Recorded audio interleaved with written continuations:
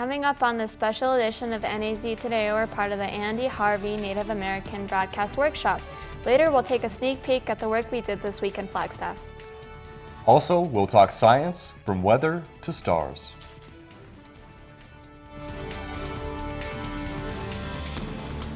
Good evening and welcome to the special edition of NAZ Today. I'm Ashley Craig. And I'm Russell Wettigan. Thanks for tuning in. Ashley and myself are part of the Andy Harvey Native American Broadcast Workshop, a program that brings Native American high school students to NAU campus to learn about broadcast journalism and multimedia storytelling.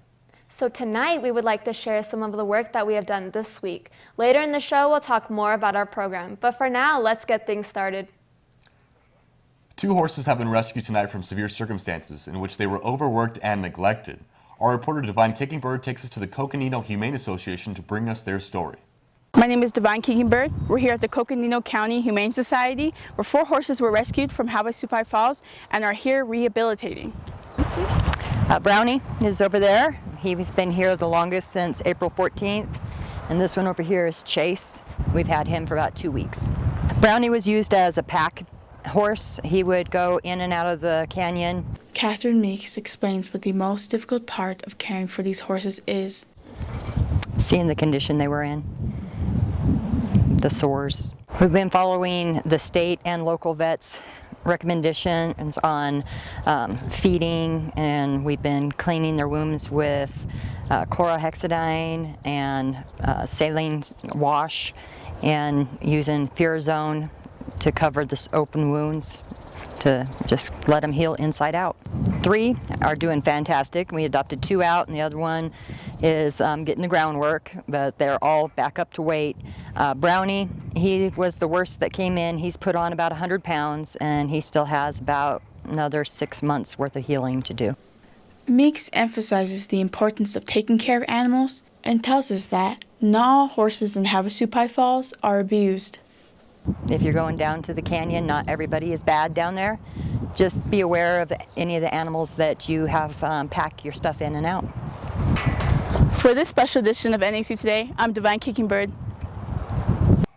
Hopefully all of the horses at the Humane Society will find their happy endings. In the meantime, the hottest part of the year is beginning.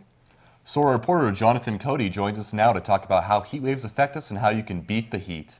That's right, Russell. I recently talked with some of the people at the National Weather Services about how heat waves we experience in northern Arizona and how we can stay safe during the summer season. It's Megan Schweitzer, and I'm a general forecaster with the National Weather Service. My name's Tony Merriman. I'm the warning coordination meteorologist here at the National Weather Service. And my job is basically to interface with the community and with the emergency management of northern Arizona. So at the National Weather Service, we work for the federal government, and we're tasked with issuing watches, warnings, and advisories to protect the public from any hazardous weather. So we are forecasting the weather for a 7-day period, and then we're issuing any watches, warnings, or advisories that we need to protect people from hazardous weather. So typically what we do is we look at past events, and we have a lot of science and technology to help us out with that information. So all of that information goes into our forecasts, and based off of that information we can tell whether it's going to be in the upper 80s here at Flagstaff versus mid to upper 90s. And we're constantly improving our forecasts year to year, and we use it based off of climate and the latest technology that gives us the forecast information. One of the places that is most susceptible is the bottom of the Grand Canyon.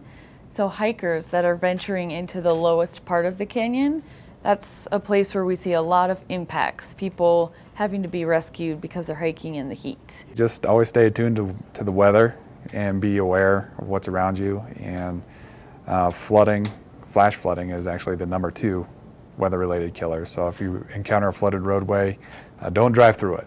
We always say, turn around, don't drown. That's our slogan. Well, speaking of heat, coming into July, it is common for wildfires to occur because of dry weather conditions. So our reporter, Eric Dennis, met with the forest manager to find out what his role is in keeping forests safe. Eric joins us live with more. Eric? Thank you, Russell. Much of northern Arizona is under Stage 1 fire restriction. I met with Andrew Hustad, a fire prevention manager, who gave us some tips. I'm a wildland firefighter. when I'm not out there fighting fires or doing prescribed burning, I'm out there making contacts with the public, educating them on everything from forest ecology to fire safety. When you're building a campfire, you want to select a spot that's free from like overhanging branches, create a ring if there isn't one there, clear around it at least 3 to 5 feet, no pine needles and that sort of thing. Campers should always remember the 3-step system: drown, stir, and fill. Oh, remember, if the campfire is too hot to touch, it's too hot to leave. If you want to learn more, you can visit their website at fire.az.gov. A professor at Northern Arizona University is on the front line of research that could possibly prevent disease. Our reporter Taylor Hawkins showed us what scientists have come up with in labs to try to heal the sick and prevent future illnesses. Hi, we are here today at the NAU campus talking to Dr. Paul Kimes about the dangerous reality of germs and diseases. And so germs, of course, make us sick. And so what I do is I look at the DNA of those germs and then try to figure out where they came from and why they cause disease. You've heard of Zika?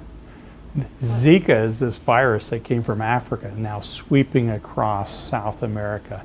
And so Zika is just the newest and latest disease that we've seen come into the Americas.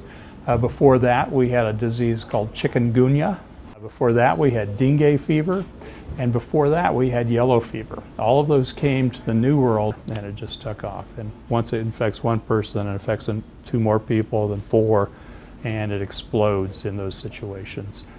Our hands are actually not the way that you get it, because skin is a great protection from germs. The problem is sometimes you're touching things, then you get the germs, and then you rub them on your face. You can't sit here for 20 minutes and not touch your face, I guarantee it. Okay. For NAZ Today, I'm Taylor Hawkins.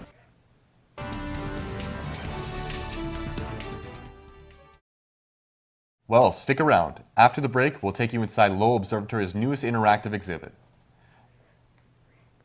And later, we'll tell you more about the workshop that is helping us to share our evening with you. Stick around.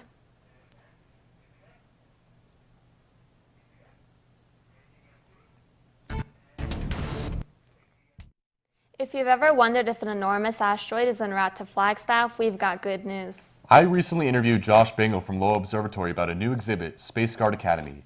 It exposes visitors to the world of meteorites and asteroids. Hello, I'm Russell Wettigan. Today we're going to be talking with Josh Bingle, the Communications Director of Lowell Observatory, about their new meteorite exhibit. It's going to be a lot of fun. Let's go. My name is Josh Bingle. I'm the Communication Manager at Lowell Observatory. So we're standing in our newest exhibit, the Space Guard Academy. This is a hands-on exhibit that allows you to come in and kind of see how we do asteroid classification and detection. There's a lot of screens, over 200 hours of video content that you can come in and learn all about these near-Earth objects. Plus you can play around with different sized asteroids and meteors, and these are very cool objects. They're the building blocks of our solar system, and we want people to kind of come in and be able to learn that, and then come back and learn more. My favorite part is the Commander Moskovitz, who kind of is the head of all the animated people, is based on a real person, Dr. Nick Moskovitz, who actually works here at Lowell Observatory and does all this near-Earth object work. And it was really cool because he was willing to be turned into a character, and he had huge input on this. So I think it's really neat for people to know this isn't just something that we thought up and we put together. It's actually has a strong science base, and it's based on a real person that does real near-Earth object research. I like the idea that you can actually come in and become a member of the Academy. You get your little card, you choose a name, and then you can scan it under some of these barcodes here, and it allows you to pass levels. So instead of just coming in and seeing it once, you come in, learn a little something, leave, come back, hopefully pass these new levels, and try and get all the way up to that expert level. This is a very new exhibit. It's like nothing we've done here at Lowell Observatory before. Most of our exhibits have been pretty static. You come once, you've seen it all. This encourages people to continue to come back. It's also probably only going to be here for about 18 months, so about a year and a half, and then we're going to try and bring something else in. So if you're really interested in what's going on here, I encourage you to come up and check it out while it's still here. And if you'd like to come out, check out this new dynamic exhibit, it is open from 10 to 10 Monday through Saturday and from 10 to 5 on Sundays. Thanks for joining us, and I'm Russell Wettigan. Since 2012, high school students like us have had the opportunity to experience university life and learn about radio and television production in a professional workplace as part of the Andy Harvey Native American Broadcast Journalism Workshop. We interviewed professors, spoke with forest management, and had the chance to witness how the local weather is monitored. This workshop, which we are a part of, is meant to help us become stronger storytellers.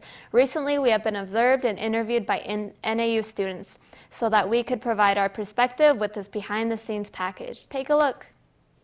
This week, Native American high school students from across Arizona and New Mexico participated in a week-long workshop teaching the ins and outs of broadcast journalism. The teenagers learned how to conduct interviews, edit video packages, and write stories for live broadcast. Tony Diazlin-Smith, who has been teaching the workshop for the past 2 years, says the program encourages Native American students to have a voice in broadcast media. The goal of this workshop is to empower these students to understand that they can be media creators, that they can be the storytellers of their communities. We provide technical skills, editorial skills, and also try and relay the importance that they be the storytellers in their communities.